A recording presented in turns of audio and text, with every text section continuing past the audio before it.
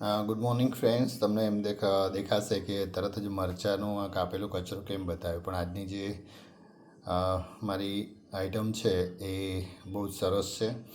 ઘણા બધા મિત્રો ઘણા બધા ટાઈમથી કહેતા હતા કે હમણાંથી તમારો કોઈ કિચનનો વિડીયો આવ્યો નથી, તો આજે મને એમ થયું કે સરસ ચોમાસાનો માહોલ છે, વરસાદ ધીમે ધીમે વરસી રહ્યો છે, તો એક સરસ જ નાસ્તો તમારી સામે તૈયાર કરીને રેસીપી પણ તમને કહીશ.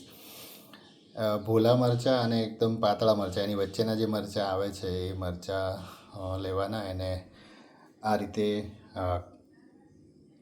તમે જોઈ શકો એની ચિપ્સ કરી નાખવાની.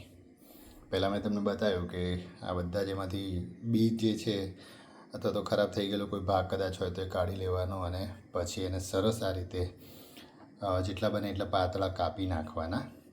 એ પાતળા કાપી એ પહેલાં તમે જોઈ શકો છો આ ચણાના લોટનું ખીરું બનાવેલું છે. 15-20 મિનિટ પહેલાં બનાવીને તૈયાર રાખવાનું, એટલે જેટલું વધારે પલળશે એટલું સરસ બનશે અને એનો ટેસ્ટ બી બહુ સરસ આવશે. જરૂર પ્રમાણે અંદર તેલ નાખી દેવાનું, 1-2 ચમચી, અને એને પલાળી રાખવાનું. મેં કહ્યું એ પ્રમાણે 15-20-25 મિનિટ પલળી રહે. એ પલળી પછી સરસ તેલ ગરમ કરી અને તમે જોઈ શકો છો કે જે તૈયાર થાય છે એ આ વસ્તુ છે. બહુ જ ટેસ્ટી લાગે છે.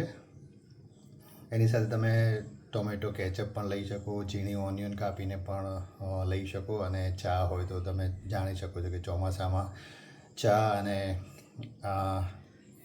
મરચાંના જે વડા છે, મરચાં પકોડા પણ આને કહી શકાય, મરચાંની ચિપ્સ પણ કહી શકાય, અને તમે જે પણ કહો તે. પણ આ એક બહુ જ સરસ રેસીપી છે અને બહુ સાદી સિમ્પલ છે. મેં તમને ખીરું બતાવ્યું, એમાં ચણાનો લોટ, ધાણા, જીરું, મરચું, હળદર અને સ્વાદ અનુસાર મીઠું. મીઠા બાબતે એક વસ્તુ કહી દઉં કે ઘણીવાર અમુક મિત્રો કહેતા હોય છે કે તળ્યા પછી થોડું મોળું થઈ જાય છે, તો આમાં ચડિયાતું મીઠું થોડું રાખવાનું, કેમ કે તળ્યા પછી થોડું મીઠું એમાંથી ઓછું થતું હોય તો એનો સ્વાદ થોડો ઓછો થઈ જતો એવું લાગે.